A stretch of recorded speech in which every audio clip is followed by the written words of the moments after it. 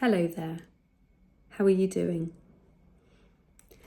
Today I'd like to talk about how we can incorporate positive, mindful morning resets that help us with some of the feelings, emotions we encounter in grief.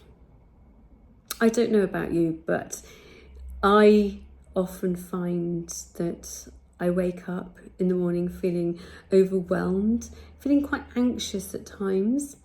And the thought of getting through a whole day where you have to turn up for yourself, for other people, for your family, for your friends, for your work, and all the time you're holding on to this huge amount of pain that just hurts in your soul so much.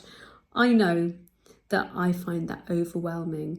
It's like climbing a mountain with absolutely no equipment or no training. It's really tough. So anything that we can do to make a difference, I think is so important to try.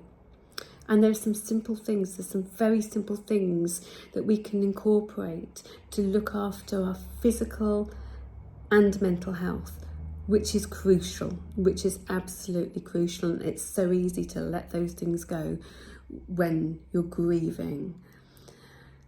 So I thought I'd talk a bit about my morning routine and ways that I deal with overwhelm, anxiety, and my cognitive functioning, because I don't know about you, but I have found decision making very, very difficult as well. It's very true what they say about the grief brain. It's very, very tough to manage. But there are things that we can do. It doesn't take away the grief, but it does put us in a better position to be able to live with that. So, number one, I get up. I wake up. I purposefully stretch and breathe and just give myself a moment. Number two, go and get yourself a warm drink, whatever you want to have. I like to get a comforting drink.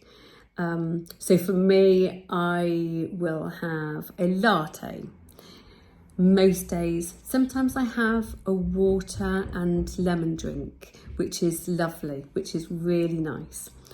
So after that, what I do is I find a comfy and warm spot to sit. And I'll just take a minute and I'll think to myself, how am I feeling today? It's really important to check in. What do I need? I somehow feel that having this purpose, doing this, starts the day to give it a bit of purpose, to make sense of things. What do I need? So it might be that I'm feeling anxious. So then I can start thinking about a couple of positive intentions. They don't need to be big. Don't set yourself up for having a hard time and not being able to do things. That would feed into the overwhelm. So what we're looking for is maybe a couple of things that we can do. You know yourself best. For me, I will think to myself, well, I will get outside.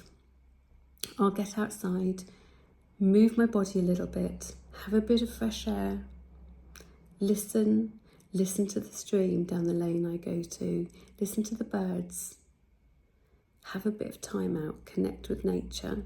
I'm also connecting with myself, but I also take the opportunity to connect with my husband as well. And I will do meditation. I will meditate to be able to do that. So I feel very comforted, but I feel grounded as well. Something else I also do before I go out for a walk is that I'll get myself a big bottle, a 2-litre bottle of water that I can have close to me during the day. Hydration makes such a difference. We don't really understand the true value of hydration and water, but we need it. It's crucial. So water, and also thinking about what we fuel our bodies with in terms of food.